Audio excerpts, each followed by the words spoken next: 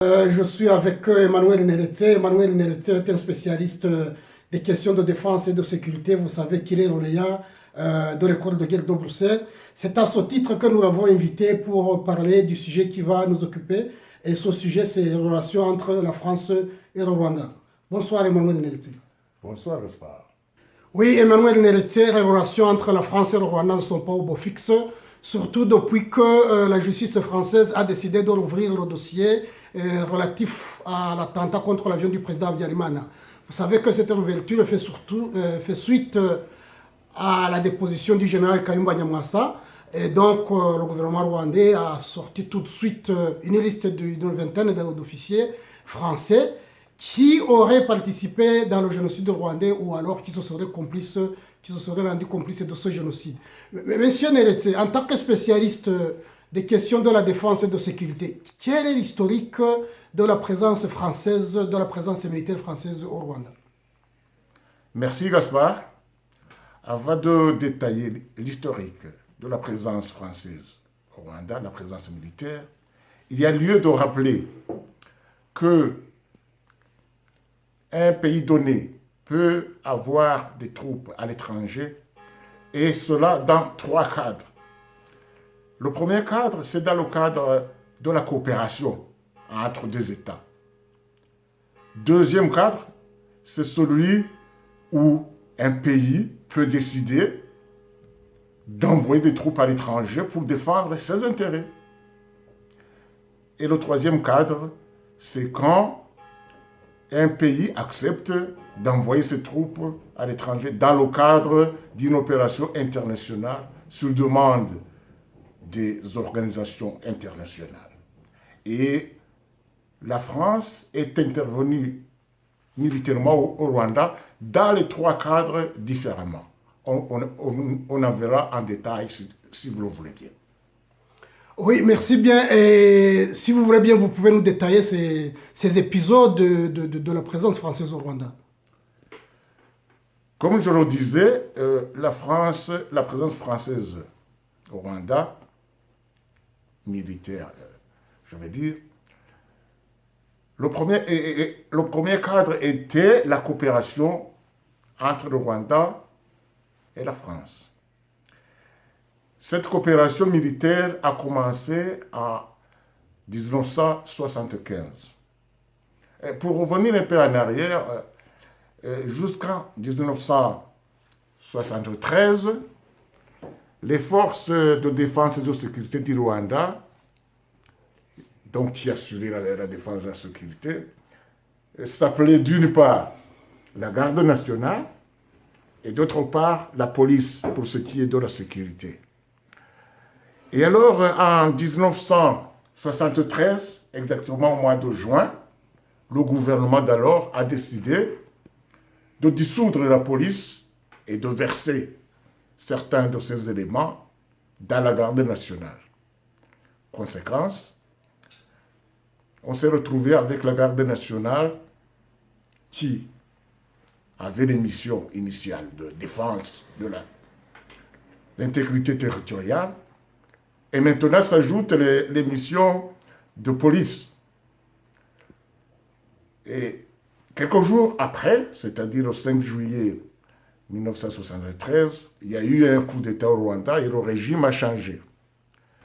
La première préoccupation des nouveaux maîtres du pays fut de remettre en place un corps qui serait chargé du métier de l'ordre et de la sécurité dans le pays.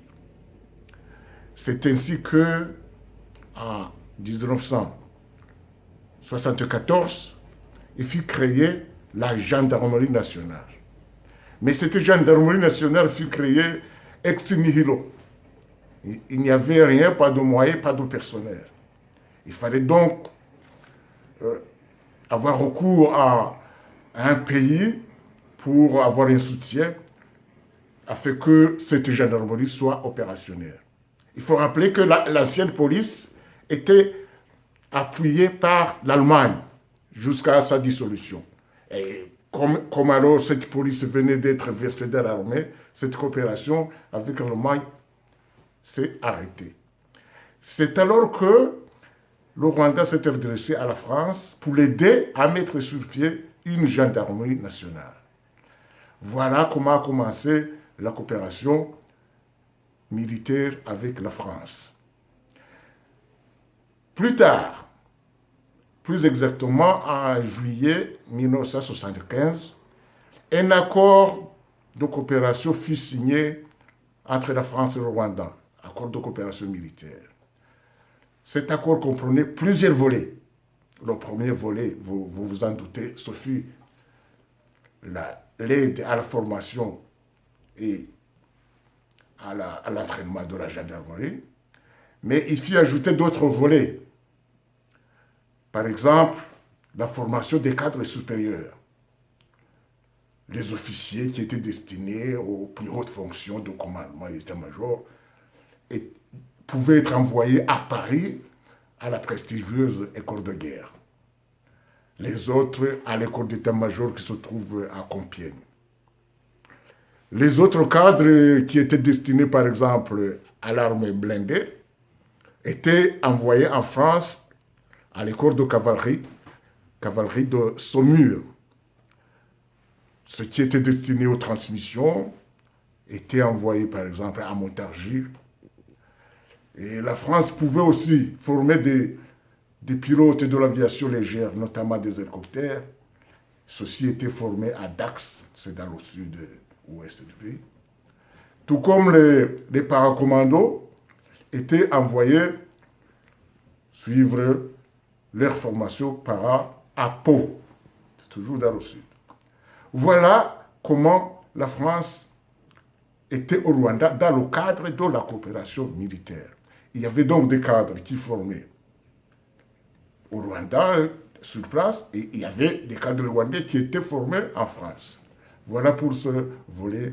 Et on peut continuer si vous le voulez bien.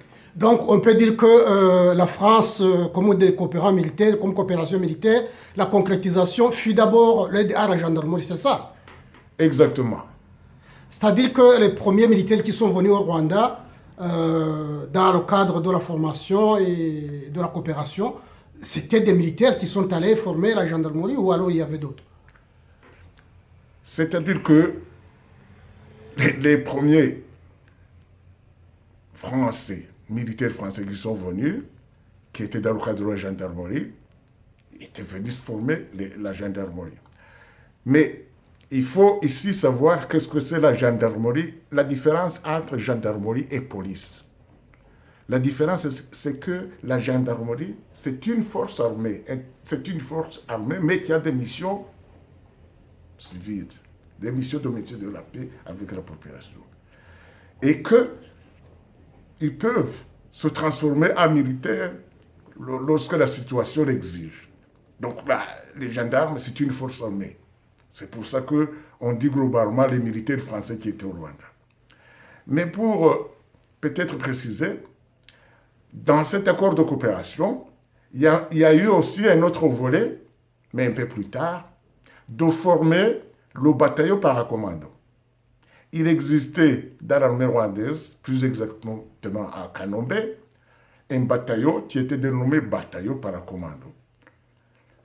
Paracommando, ça veut dire parachutiste commando.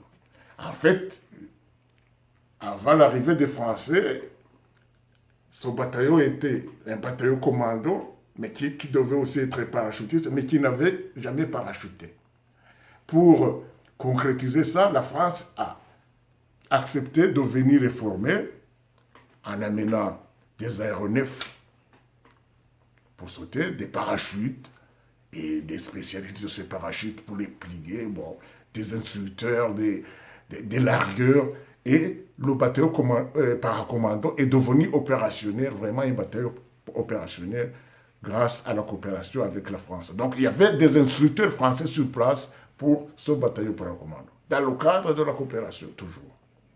Et comment le Rwanda en est arrivé à dire que les Français qui sont au Rwanda ont été complices ou alors se sont rendus coupables de génocide?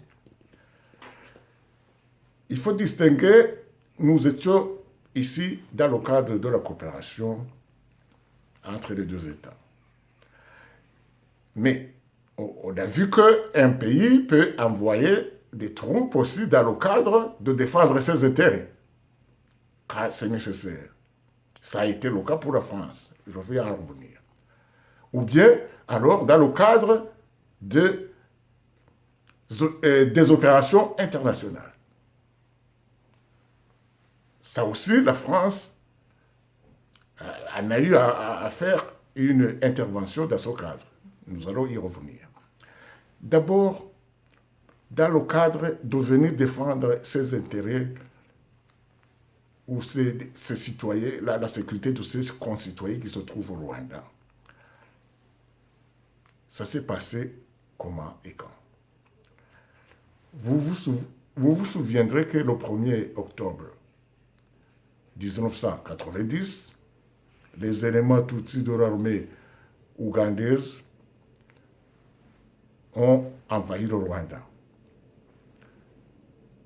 par le poste frontalier de Kagitumba à l'extrême nord-est, où le petit détachement fourni par la compagnie Mutara qui gardait ce poste a été vite délogé et la colonne de militaires ougandais qui était lourdement armée a aussitôt investi le poste avant de se renforcer pour continuer la progression à l'intérieur du pays.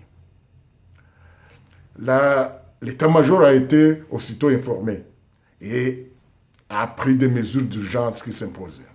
Et quelles furent ces mesures? D'abord, renforcer la compagnie Mutara par d'autres éléments venus d'ailleurs pour se porter vers l'ennemi et le stopper dans sa progression. Ensuite, envoyer des reconnaissances terrestres et aériennes pour localiser l'ennemi d'abord, évaluer sa force afin d'organiser une contre-attaque. Ce qui fut fait, de telle sorte que dès le 2 octobre 1990, les éléments des forces armées rwandaises étaient en contact par le feu avec les éléments ennemis qui étaient venus d'Ouganda au niveau de Matimba, à quelques kilomètres de Kagitumba. Bref, sans nous attarder sur le déroulement des opérations proprement dites, on peut dire que la guerre était là. Elle venait de s'installer au Rwanda.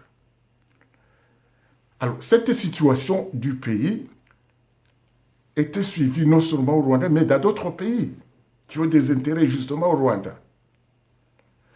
En France, pour en revenir à ce pays, la situation était suivie, puisque la France avait non seulement des militaires dans le cadre de la coopération, et leurs familles, il faut rappeler, mais aussi d'autres Français qui opéraient dans d'autres secteurs économiques de la vie sociale. Ils étaient évalués à plus de 500 éléments. C'est ainsi que la France, le gouvernement et l'état-major, en suivant l'évolution de la situation, ont estimé qu'il était nécessaire d'envoyer un détachement militaire avec pour mission de sécuriser les ressortissants français qui vivent au Rwanda, donc d'assurer leur sécurité, et au besoin les évacuer. Et ceci a été décidé le 4 octobre 1990. C'est ce qu'on a appelé l'opération Noroa. Soit dit en passant, le nom des opérations, ce sont des mots-codes qui sont choisis dans un répertoire reprenant des noms d'animaux ou des oiseaux, épervier, opération serval. Ou alors, ils se servent des noms des phénomènes météo comme les vents, Rafale, Mistral, Stramonte. Et même Noroa, c'est un nom qui désigne une sorte de vent qui souffle du nord-ouest. Bon, enfin, c'est pour que ces noms ne déboussolent pas certains. C'est donc l'opération Noroi, c'est une opération décidée par la France pour venir sécuriser ses ressortissants et au besoin les évacuer. Voilà. Donc l'opération Noroi était au Rwanda depuis octobre 90 et elle est restée jusqu'à 1993, après les accords d'Arusha, et elle est restée au Rwanda en remplissant sa mission de sécuriser les ressortissants français et leurs biens. Mais le volet d'évacuation n'a pas été nécessaire, donc il n'a pas été abordé, puisque Noroi n'a pas évacué les Français. Il a assuré la sécurité sur place, et ils ont continué à travailler sur place grâce justement à la sécurisation de l'opération Noroi. Et après l'opération Noroi, il y a eu d'autres opérations. Pendant l'opération Noroi, donc de 90 à 93, il y a eu une opération, bon, on ne parlera pas plus exactement d'opération, mais c'était un ajout aux accords de coopération. L'armée rwandaise avait recruté, après l'attaque du pays de 90, et les unités avaient grossi, mais sans formation solide, puisque on devait parer à l'essentiel, puisque l'ennemi attaquait en force et surtout toute l'étendue du front qui s'étendait le long de la frontière avec l'Ouganda. Ce qui fait qu'il y avait des bataillons qui avaient reçu une formation de base, mais qui avaient besoin de continuer à être formés pour la guerre. Alors la France a accepté de détacher quelques éléments, une trentaine, pour assurer cette formation. Et ce détachement était appelé DAMI, c'est-à-dire détachement d'assistance militaire et d'instruction, DAMI. Ils sont venus en 1992, et donc ils sont restés là, parallèlement avec l'opération Noroi. Mais eux, ils faisaient aussi leur devoir, c'est-à-dire qu'un bataillon qui venait du front pour le repos était envoyé quelque part dans une zone de regroupement, et les éléments de DAMI venaient lui donner l'instruction dont il avait besoin. Voilà une autre intervention de la France, mais dans le cadre de la coopération, mais qui est venue aussi pendant la guerre.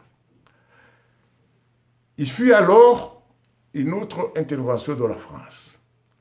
Deux d'ailleurs. Mais cela après le 6 avril 1994. C'est-à-dire après l'attentat contre l'avion du président Habyarimana. Exactement. Vous savez que après le 6 avril 1994, lorsque l'avion du président Habyarimana a été descendu par des missiles tirés par le FPR et que tous les occupants ont péri, le pays était politiquement et militairement décapité. Et c'est à ce moment-là que le FPR a profité pour lancer une offensive généralisée sur tous les fronts. Et dans Kigali, où il était venu dans le cadre des accords, il est sorti et a commencé à tuer des personnalités déjà ciblées. Face à ce chaos, à cette situation, alors, la France a fait une appréciation, les échelons d'état-major, les échelons politiques, et a décidé cette fois-ci d'évacuer ses ressortissants, et même des ressortissants occidentaux qui le voulaient, ou qui le demandaient, ou dont les gouvernements le demandaient à la France. C'est alors que le 7, il fut décidé une opération qui sera baptisée, toujours par les mots Kodra, Amaryllis. Cette opération Amaryllis était destinée à évacuer les Français et les Occidentaux. Et c'est passé très très vite, puisque le 14, l'opération Amaryllis était terminée et avait évacué tous les Français et les ressortissants occidentaux. Et même quelques Rwandais qui pouvaient en approcher, ils ont été évacués par l'opération Amaryllis, qui n'a duré que 7 jours. Voilà donc une autre intervention au Rwanda de la France. La dernière intervention alors de la France au Rwanda fut, cette fois-ci, dans le cadre international. Puisque lorsque l'OFPR continuait sa progression, lorsque les unités de Kigali étaient soit bousculées, soit acculées à se défendre sur place puisqu'ils étaient assiégés, la France a voulu faire une opération pour venir au secours de la population innocente qui était massacrée, qui errait, et il a voulu faire quelque chose. Mais sur le plan diplomatique, ou bien à cause des intérêts divers, hein, que nous n'allons pas détailler dans ce cadre, ce ne fut pas facile d'avoir l'aval international. Cet aval international n'arrivera que trop tard, puisque ce n'est qu'en juin 1994 que l'ONU donnera son aval pour une opération humanitaire.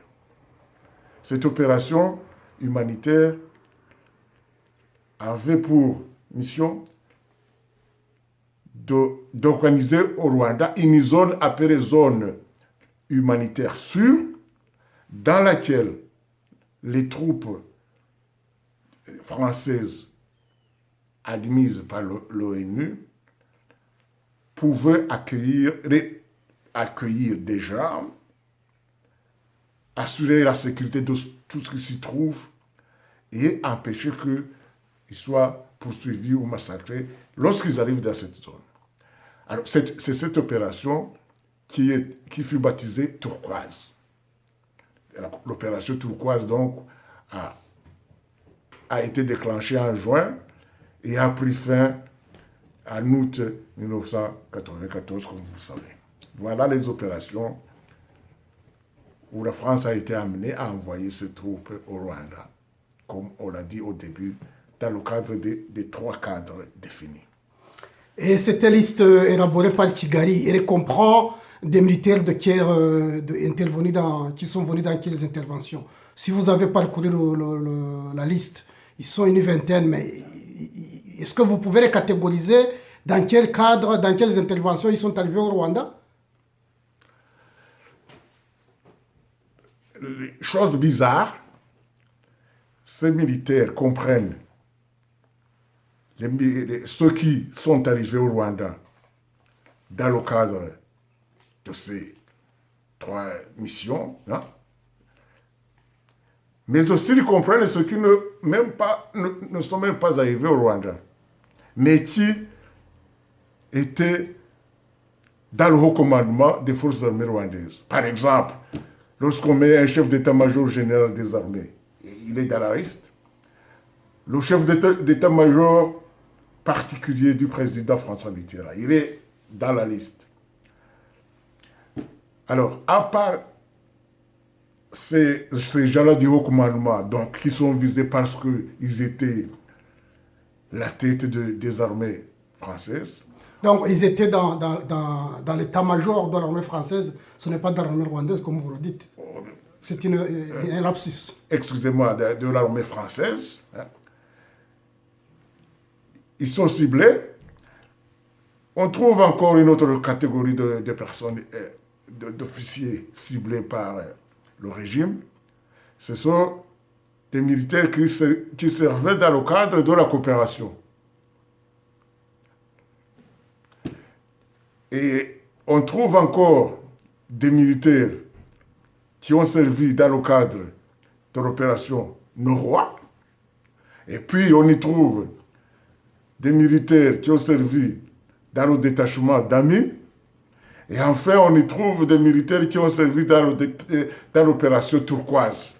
C'est eux qui font la majorité de cette liste.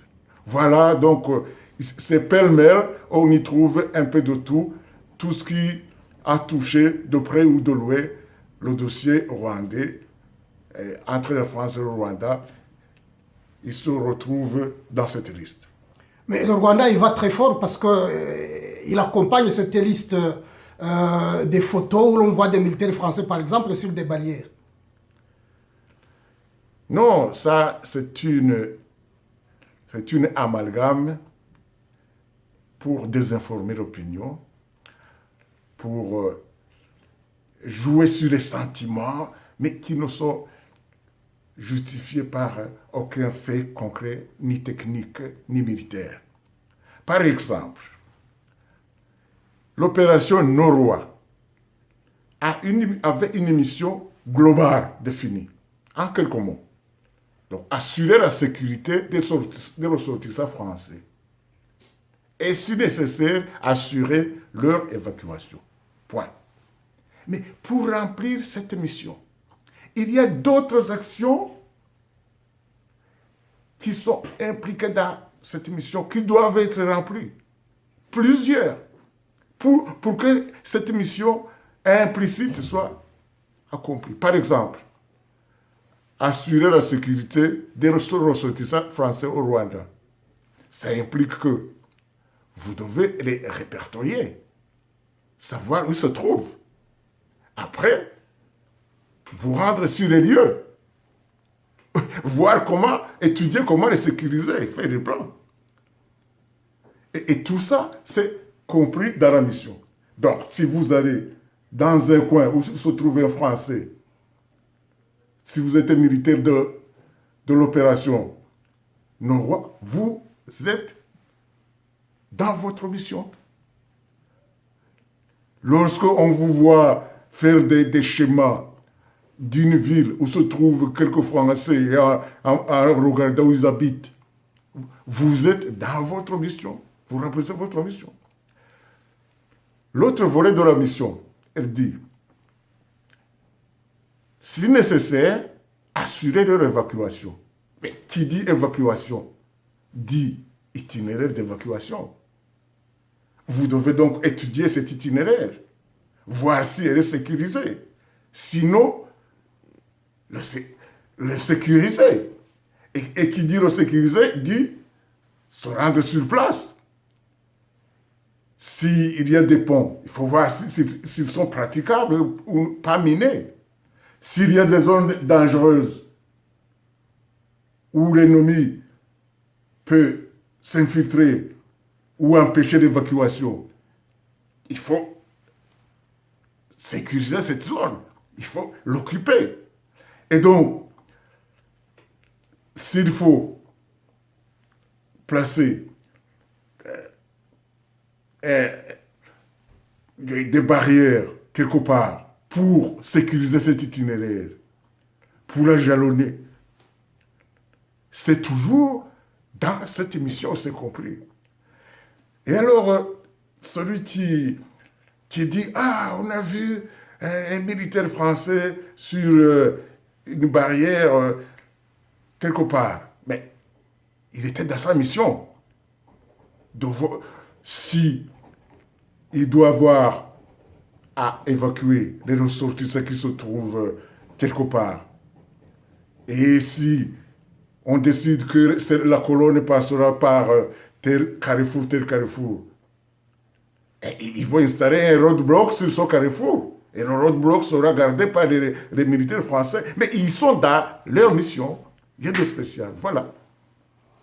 Alors, autre chose, c'est que quand on lit la littérature sur notamment l'opération turquoise, ou même avant, moi j'ai lu dans un écrit d'Ogassana James, qui fut ministre de la Défense, il impute plutôt à l'armée française les causes de la défaite des forces armées rwandaises. Il dit notamment que l'armée française avait vendu à l'armée rwandaise des armes et que les munitions de ces armes ont été en un certain moment épuisées. Et c'est en ce moment-là que le FPR a attaqué Murindi et s'est installé là-bas. Et donc, il fallait ces munitions pour déloger le FPR de Murindi. Et la France n'a pas voulu délivrer ces munitions. Et c'est ainsi que le Rwanda a fait appel à l'Égypte. Et quand l'Égypte allait délivrer ses munitions, la France a finalement décidé de délivrer ces munitions, mais a empêché le gouvernement rwandais d'en faire usage de peur de mettre en péril les négociations d'Arusha qui étaient en cours. Et donc Gasana James conclut en disant que si la France n'avait pas demandé au gouvernement rwandais de tempérer, on aurait chassé le FPR d'Omurindi et on sait que c'est à partir d'Omurindi que le FPR s'est préparé pour attaquer le Rwanda, tout le Rwanda en 1994. Et donc, pour Gasana James, la France plutôt a été d'un grand secours pour le FPR pour conquérir le pouvoir. Je ne sais pas si vous êtes du même avis. Vous pouvez constater des faits, mais pour comprendre leur motivation, pour comprendre les tenants et les aboutissants, vous pouvez les interpréter différemment selon vos sources ou selon que vous analysez cette situation. Mais à ce qui concerne cet incident, pour un peu comprendre ce dont il s'agit, il faut vous placer dans le contexte et réécouter les explications qui sont fournies par les échelons politiques de France de ce moment-là, notamment le ministre des Affaires étrangères ou le secrétaire général de l'Élysée, à l'époque, Hubert Védrine ou Alain Juppé, et les autres. Eux, lorsqu'ils sont attaqués, lorsqu'on leur demande pourquoi est-ce que vous avez maintenu le soutien à un régime génocidaire qui préparait le génocide, qui violait les droits de l'homme, le régime Habyarimana. Mais ils répondent, mais au contraire. Au contraire, nous, on y restera pour pouvoir exercer des pressions suffisantes afin qu'ils lâchent de l'Est pour que le FPR puisse venir dans les institutions du pays et l'opposition aussi. Sinon, si nous n'avions pas fait des pressions sur lui, il aurait pu se renforcer et les rejeter à l'extérieur, et il n'y aurait plus de partage du pouvoir, ni de quoi que ce soit. Et alors ils disent, on promettait à Habyarimana que mais notre soutien minimal, mais que lui aussi, on fera en sorte que les éléments venus d'Ouganda n'aient pas la victoire totale militaire tant que nous sommes là. Voilà, donc la France a joué sur ce jeu-là, ce front, hein? Et c'est pour ça que, par exemple, pour l'incident que vous avez cité, hein, il a dit, ok, le FPR, il parvient à avoir pied au Rwanda. Ce qu'il avait toujours souhaité, mais ne parvenait pas à avoir. Maintenant, il ne faut pas permettre à Habyarimana de les repousser en Ouganda. Mais aussi, il ne faut pas permettre au FPR de continuer à avancer. Et ces Français donc expliquent que c'était ça leur jeu. Ce n'était pas pour renforcer Habyarimana, mais c'était pour avoir apprise sur lui et lui faire pression comme il l'entendait. Mais, comme vous le savez, lorsque, justement, ces Français n'étaient plus là, après 1993, pour assurer ce qu'ils avaient assuré à Habyarimana, que le FPR ne prendrait pas le pouvoir par les armes. Et le FPR, bah, il s'est rué sur le pays et il a pris militairement. Et les Français n'étaient plus là. C'est donc, ce que je peux dire là-dessus, c'est que la France n'a pas rempli l'un de ses engagements. Et pourquoi ils sont partis? Pourquoi ils n'étaient plus là? Là, il faut rendre à César ce qui est à César. La France a quitté le Rwanda sur demande du gouvernement rwandais. Vous vous souviendrez que en cours de négociation, en février 1993, subitement, le FPR a lancé une attaque surprise de grande envergure. Et il a déplacé 1 million de gens, il a avancé jusqu'à quelques trentaines de kilomètres de Kigali. Il a conquis une grande zone qui dépassait de loin les petites collines qu'il occupait auparavant. Et la France était encore au Rwanda. Et il a joué sur l'autre volet de sa politique. Et il a dit, OK, pour les FPR, vous reculez, vous avancez, vous reculez, vous ne revenez plus dans les positions que vous venez de conquérir, vous retournez dans vos anciennes positions. Sinon, on va contre-attaquer et on donnera les moyens à la contre-attaque. Mais il y avait à ce moment-là un gouvernement de coalition, des partis d'opposition, dirigés d'ailleurs par un premier ministre issu du parti d'opposition. Entre-temps, le gouvernement est allé négocier avec le FPR. Non pas à Arusha, mais à Bujumbura ou Dar es Salaam, je ne me souviens plus. Et il en est sorti, bizarrement comme ça, un communiqué en disant le Rwanda accepte désormais qu'aucune troupe étrangère ne sera plus sur son sort à partir d'aujourd'hui. La France même, officielle, n'aura appris que par voie des médias. Vous vous rendez compte de ça? Ils sont partis, humiliés, mais incompréhensibles. Et c'est pour ça qu'ils ont quitté le Rwanda, parce que le gouvernement venait de le vouloir, comme ils étaient venus justement avec l'accord du gouvernement. Et lorsque le gouvernement, maintenant, il dit « Ok, j'en ai assez avec vous, partez », ils sont partis. Donc là, la barre n'est pas dans le camp des Français. Et c'est qui a signé cet accord? Cet accord obligeant les Français de partir? C'est le gouvernement dirigé par Dismas Sengiaremye.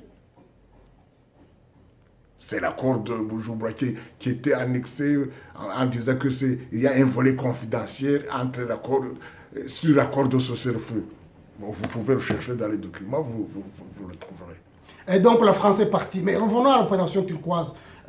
Donc c'est en 93. Comment l'opération turquoise s'est terminée?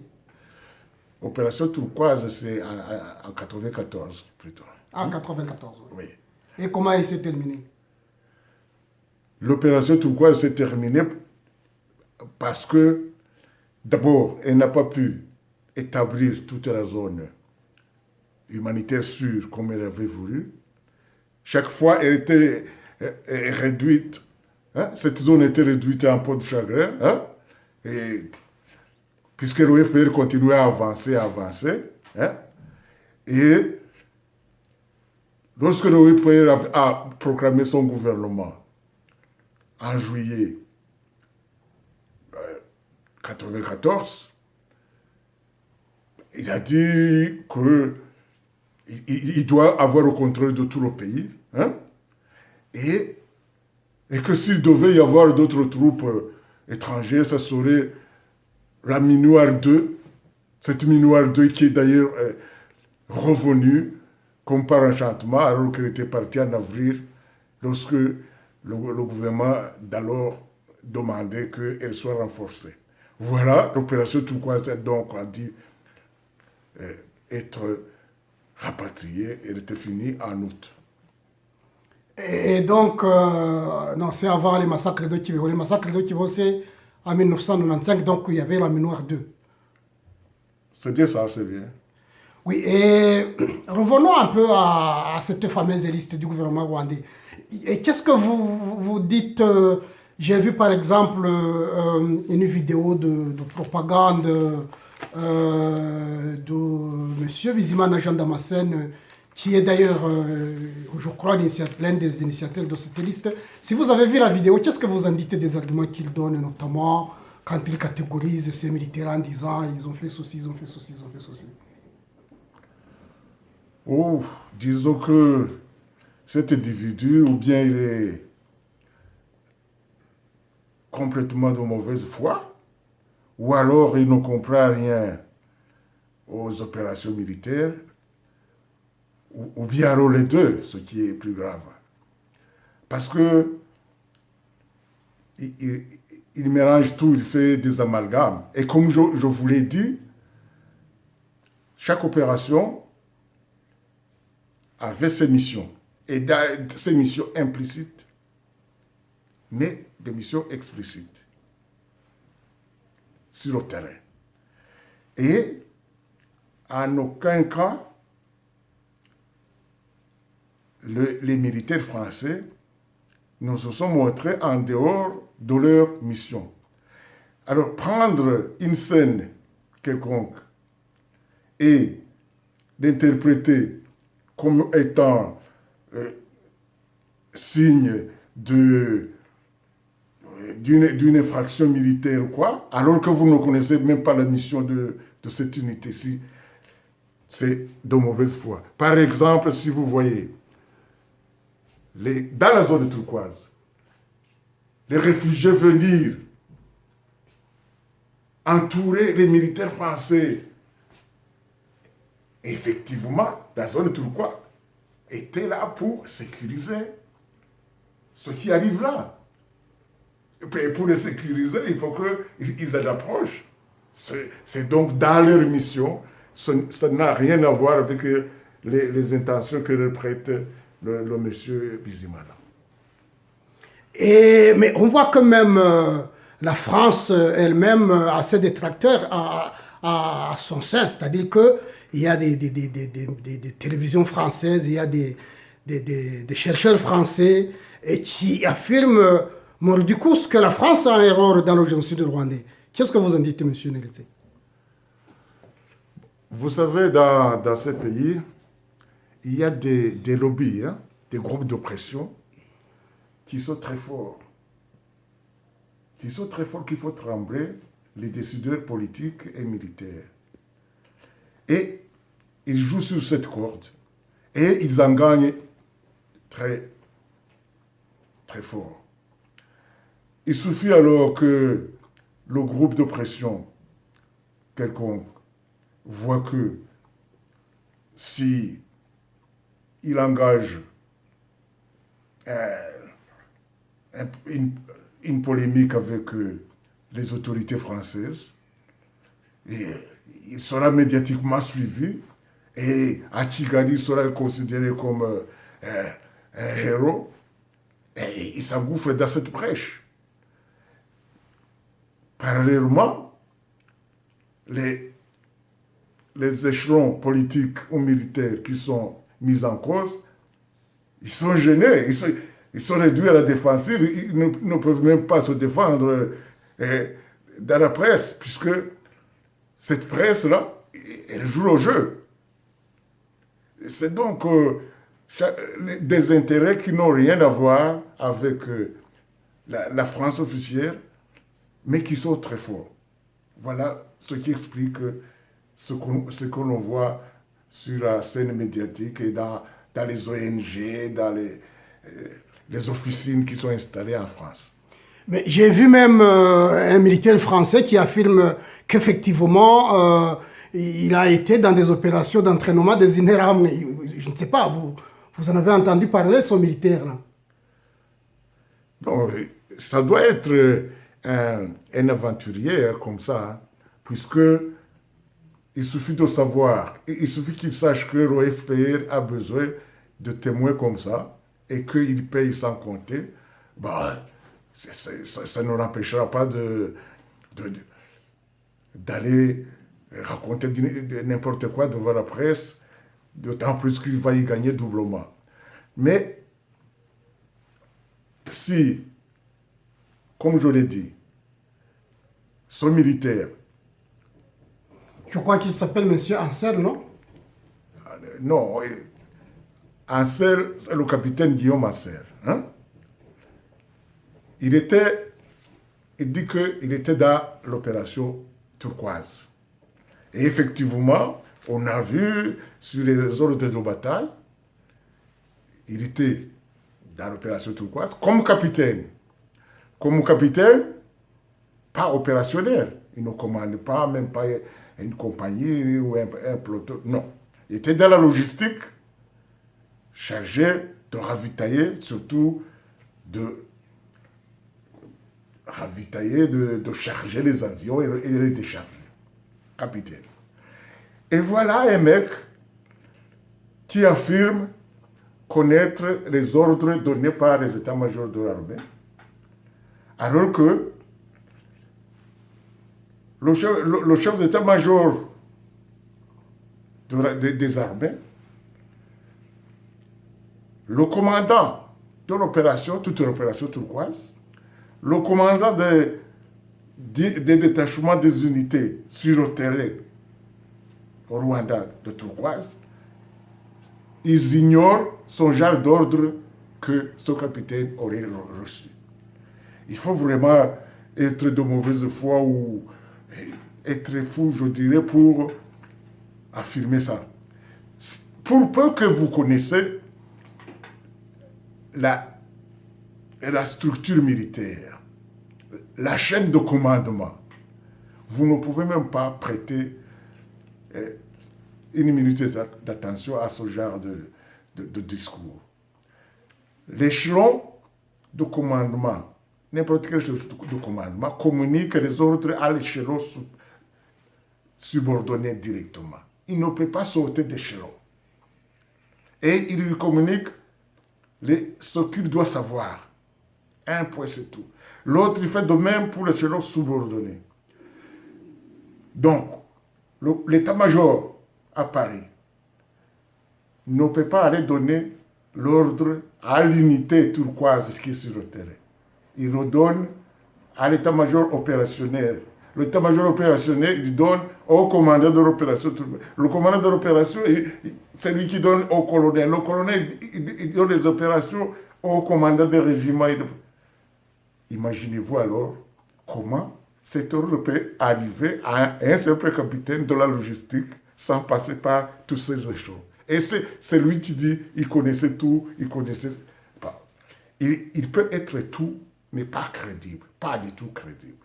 Mais lorsque le régime tombe sur ce genre de personnes, il faut voir comment il est considéré à Kigali. C'est comme un héros, quand il y arrive, il a des escortes comme un chef d'État. Voilà, mais chacun y trouve son compte, et lui, bon, il gagne sa vie.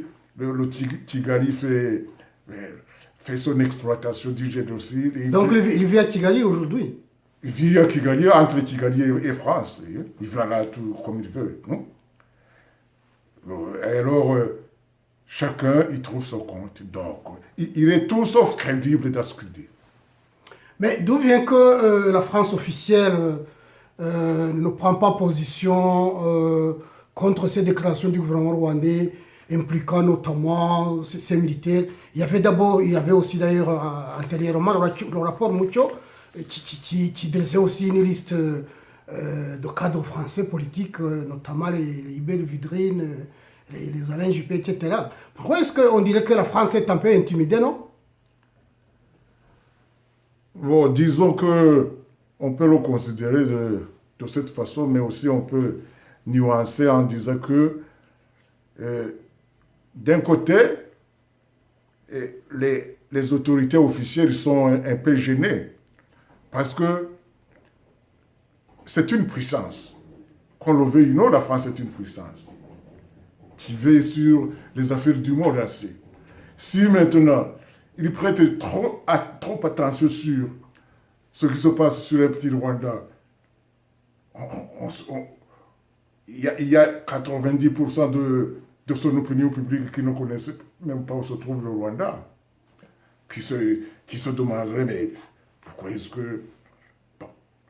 Mais de notre côté, lorsque ces officines, ces aventuriers, ils approchent l'opinion et ils disent qu'il y a eu les Français qui sont allés commettre le génocide quelque part, à un endroit qui s'appelle Rwanda. La même opinion, elle est émue. Et qu'est-ce qui va en payer les pots cassés? C'est toujours l'autorité politique. Et donc, il navigue entre ces deux contradictions. Mais dernièrement, avec le dépôt de cette plainte, j'ai vu que le ministère des Affaires étrangères a dit que la demande du Rwanda va être transmise au ministère de la Justice qui déterminera ce qui va se passer. On suppose que, puisque sur instigation du Rwanda encore et de ses lobbies en France, il a été créé un pôle génocide au tribunal de grande instance de Paris. Donc, si les Français sont accusés de génocide, alors que le pôle génocide est cherché de chercher les génocidaires, et qu'il allait même les chercher là où ils se trouvent, maintenant qu'ils sont des Français sur son sol, son pôle génocide va s'occuper de ces Français. Peut-être que là, son pôle génocide va voir que jusque-là, les dossiers qu'on lui a refilés n'étaient pas aussi pertinents qu'il le pensait.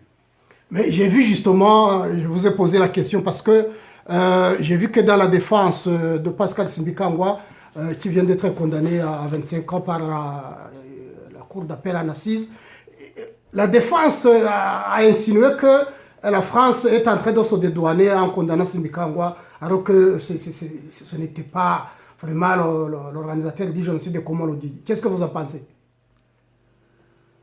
Mais tout indique que ces procès qui se sont déroulés en France, ils sont tous, sauf des procès judiciaires, ce sont des procès politiques. Alors, qui dit procès politique dit qu'il doit y avoir une réponse. Le jugement doit refléter ou répondre à quelque chose. Donc, on peut dire que on attendait un jugement de la France sur le génocide. Un jugement. Il suffit de voir comment Alain Gauthier a jubilé. Maintenant, comment il écrit, il dit c'est le premier jugement par la France du génocide. Pour lui, il n'est pas nécessaire de revenir sur les dysfonctionnements de la Cour, les contradictions des témoins. Non, il y a condamnation. Donc là, quand c'est dans cette situation, moi je pense que ce sont des procès politiques et tout est possible dans un procès politique puisque on doit y trouver une réponse à une situation politique. Est-ce qu'on peut dire que le Rwanda, en dressant dans les précipitations cette liste d'une vingtaine d'officiers, c'est appliquer le principe que la meilleure défense, c'est l'attaque? Non, je pense que c'est toujours dans son esprit, puisqu'il est intouchable, il jouit d'une impunité totale depuis sa prise de pouvoir, même avant. Et donc, comme un enfant gâté, il attaque n'importe comment. Moi, je pense que c'est plutôt dans ce sens qu'il faut le prendre. Hein. Mais je pense qu'à quelque chose de malheureux, bon, peut-être j'allais finir par là, hein. Nous ne devrions pas prendre toujours comme une mauvaise chose cette bourde du régime d'incriminer officiellement des officiers français de génocide. Parce que, ces officiers qui sont injustement inculpés d'un crime aussi grave que le génocide vont maintenant organiser leur défense. Et j'ai parlé avec certains, ils n'entendent pas laisser leur honneur éclabousser. Ils entendent même faire pression à leur hiérarchie, contrairement à ce qui se passait. Ça peut être une conséquence.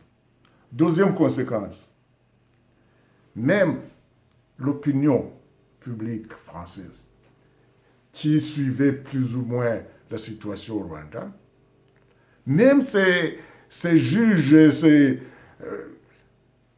ces tribunaux, ces cours, hein, qui condamnent, même la presse qui s'émerveille lorsqu'on pointe du doigt un génocidaire présumé qui se trouverait chez eux. Maintenant, après cette bourde, ils se posent des questions. Ils disent, mais on peut donc accuser n'importe qui de génocide. Mais ce régime, donc, tous ces gens-là qu'il a accusés et que nous avons pourchassés, donc, il pourrait y avoir des innocents qui sont poursuivis pour autre chose. Enfin, troisième chose, c'est que ceux parmi les Rwandais qui sont poursuivis par le régime ou qui pourraient être poursuivis par le régime, ils trouvent là un petit élément de défense inversé dans leur argumentaire. Bon, pas très grand, mais quand même. Il suffit de dire, voilà, moi je suis poursuivi parce que je fais la politique, je fais ceci. Vous pouvez le croire ou pas, mais regardez, il y a un général français qui est poursuivi parce qu'il commandait les unités et il est accusé de génocide. C'est un petit argument, mais qui peut passer et qui est fourni sur un plateau par le régime à vouloir trop crier, trop cracher sur la France. Il peut fournir des arguments pour détruire son mythe d'accuser tout le monde de génocide. Bon, merci Emmanuel Nerete. Merci aussi.